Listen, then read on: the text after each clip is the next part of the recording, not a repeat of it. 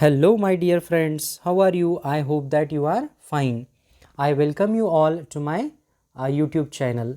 My name is Deshmukh Gajanan. My educational qualification is MA English B.Ed Net Set. The name of my channel is Journey of English. I appeal all of you to subscribe my channel. Today we are going to study a very beautiful poem from the textbook of 10th standard. The title of the poem is Basket Full of Moonlight. आजच्या या सेशनमध्ये आपण 10वीच्या इंग्रजीच्या पुस्तकातील basket full of moonlight या कवितेचा अभ्यास करणार आहोत. सुरुवातीला मी तुम्हा सर्वांना अशी विनंती करतो की माझे यूट्यूब चॅनल तुम्ही सबस्क्राईब करा. Let us start to study the poem. First of all see here we will try to know the poet of this poem. This poem is written by Sunil Sharma. This is an English translation of a poem written in Dogri language.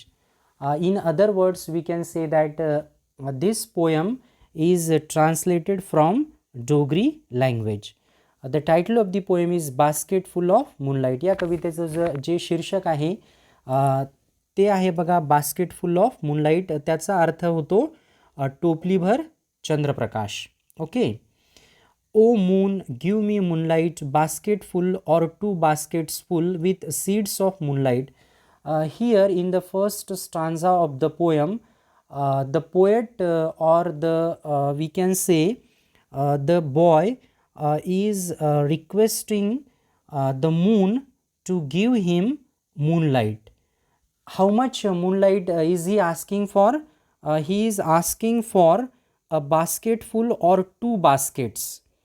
At the same time, he also wants the seeds of moon in it. या ठिकाणी बघा, we have to understand, what do we have to understand here? या ठिकाणी आपल्याला असं सांगता येईल की जो कवी आहे बघा, जो पोएट आहे, तो काय म्हणत आहे, तो चंद्राशी बोलत आहे आणि तो म्हणत आहे की चंद्राला चंद्रप्रकाश मागत आहे. आणि हा जो चंद्रप्रकाश आहे तो बास्केट फुल म्हणजे एक बास्केट भरून किंवा टोपली भरून किंवा दोन बास्केट भरून तो हा चंद्रप्रकाश मागत आहे. त्याचसोबत बघा चंद्रप्रकाशासोबत तो सीड्स ज्या आहेत म्हणजे ज्या बिया आहेत त्यासुद्धा तो मागत आहे. So here the poet is talking directly with the moon. He is asking for the we can say he is asking for the moonlight. He is asking for a basket full or two baskets of moonlight. At the same time, he is requesting for the seeds of moonlight. From the city to my village, on the sides of the path, I want to sow many small moons of light. So here, why is he asking for the we can say seeds of moonlight? बघा या ठिकाणी तो म्हणजे चंद्राच्या बिया कशासाठी मागत आहे बघा. Because he wants to sow the seeds on both the sides of the path. Which path? The path which is see here the path which is following from the city to the village. तर या ठिकाणी बघा शहरातून रस्त्याकडे जो मार्ग आहे त्या मार्गाच्या दोन्ही बाजूला या ठिकाणी ह्या पोएटला काय करायचं आहे, आपल्याला असं म्हणता येईल की त्या ज्या चंद्राच्या बिया आहेत त्या त्याला लावायच्या आहेत. Small moons of light. Here the boy or we can say the poet is asking for the seeds of the moon. Why does he require the seeds of the moon? Because he wants to sow those seeds of moon on both the sides of the road. The road which is coming from the city to the village. The whole village goes to the city daily to work.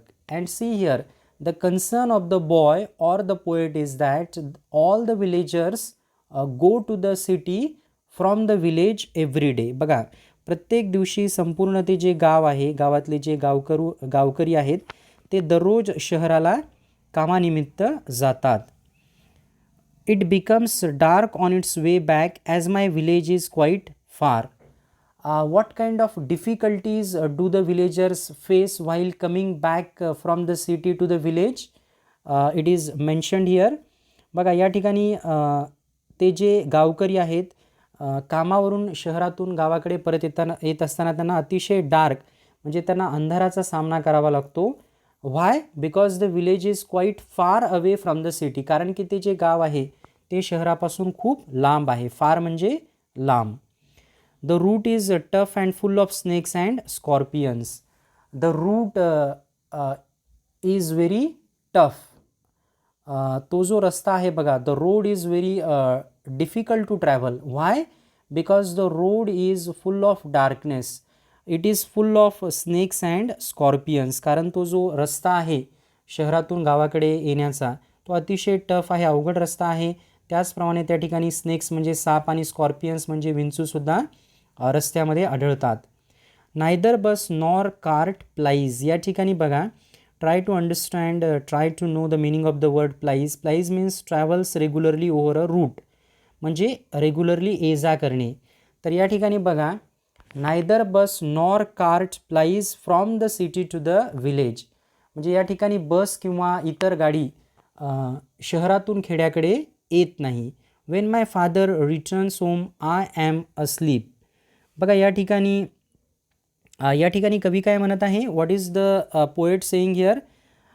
Wien his father comes back to the home he is asleep. या ठिकाणी आपल्याला असं लक्षात घ्यायचं आहे की ज्या वेळेला आपल्याला असं म्हणता येईल की तो जो बॉय आहे, तो जो स्पीकर आहे, समजा या ठिकाणी म्हणता येईल तो जो स्पीकर आहे. See here, when the father of the speaker comes to his house the speaker is asleep. म्हणजे ज्या वेळेला तो जो स्पीकर आहे त्याचे वडील कामावरून घरी परत येतात त्यावेळेला तो स्पीकर झोपलेला असतो. And he goes back early in the morning while I am asleep. His father leaves the house when he is asleep or when he is sleeping. त्याचप्रमाणे त्याचे वडील ज्या वेळेला दुसऱ्या दिवशी सकाळी कामावर जातात त्यावेळेला सुद्धा तो झोपलेलाच असतो. O moon give me a basket full of moonlight on loan. Once again the speaker is pleading to the moon. The speaker is requesting to the moon to give him a basket full of moonlight on loan. बघा या ठिकाणी पुन्हा एकदा तो जो speaker आहे किंवा poet आहे बघा, आपल्याला असं म्हणता येईल की तो चंद्राला विनंती करत आहे, रिक्वेस्ट करत आहे की त्याला टोपलीभर म्हणजे बास्केट फुल चंद्रप्रकाश देण्याचा आणि बघा लोनवर देण्याचं. या ठिकाणी तो काय म्हणत आहे? Please give me a basket full of moonlight on loan. I want to light the dark route so that my father returns early. Here the speaker loves his father a lot. He wants to remove the difficulties from the path of his father. बघा या ठिकाणी तो जो speaker आहे तो काय म्हणत आहे? Y does he require the moonlight? He wants the moonlight to light the dark route so that his father can return early. बघा या ठिकाणी स्पीकर म्हणत आहे की मला हे चंद्रा तू मला चंद्रप्रकाश दे, कारण की तो जो अंधार आहे रस्त्यावरचा तो मी दूर करू शकेल आणि माझे जे वडील आहेत ते लवकर घरी येऊ शकतील. I too want to hear fairy tales and stories from him. The boy has or the speaker has a strong desire to hear fairy tales from his father. He wants to listen. He wants to hear bedtime stories from his father. या ठिकाणी बघा तो जो मुलगा आहे त्याला त्याच्या वडिलांकडून परीकथा आणि इतर ज्या गोष्टी आहेत त्या ऐकायच्या आहेत.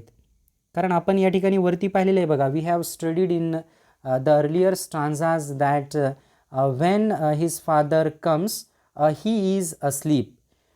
The next day also his father leaves the home early while he is in sleep. O moon, give me a basket full of moonlight. Once again, the boy is requesting the moon to hand him over a basket full of moonlight. Once again, the boy is requesting the moon to give him a basket full of moonlight. पुन्हा एकदा तो जो मुलगा आहे या कवितेतील किंवा तो जो स्पीकर आहे, पोएट आहे, तो या ठिकाणी काय म्हणत आहे? पुन्हा एकदा चंद्राला तो विनंती करत आहे की त्याला टोपलीभर चंद्रप्रकाश देण्याचा. I want to sow seeds of moon on the sides of the path. Why does he require the seeds of the, we can say, moonlight. He requires the seeds of the moonlight because he wants to sow those seeds on the on both the sides of the road. या ठिकाणी आपल्याला असं म्हणता येईल की तो जो speaker आहे तो चंद्राकडे सीड्स मागत आहे, बिया मागत आहे बघा प्रकाशाच्या. कशासाठी? कारण पाथ जो आहे, रूट जो आहे, त्याच्या दोन्ही साईडला तो त्या ज्या सीड्स आहेत, त्या ज्या बिया आहेत चंद्राच्या, त्या त्याला लावायच्या आहेत की जेणेकरून तो जो रस्ता आहे तो प्रकाशमय होईल. Here the boy or the poet is asking for seeds so that he can sow those seeds on both the sides of the path. I hope that you must have understood the poem well. Thanks for watching the video. Have a good day everyone.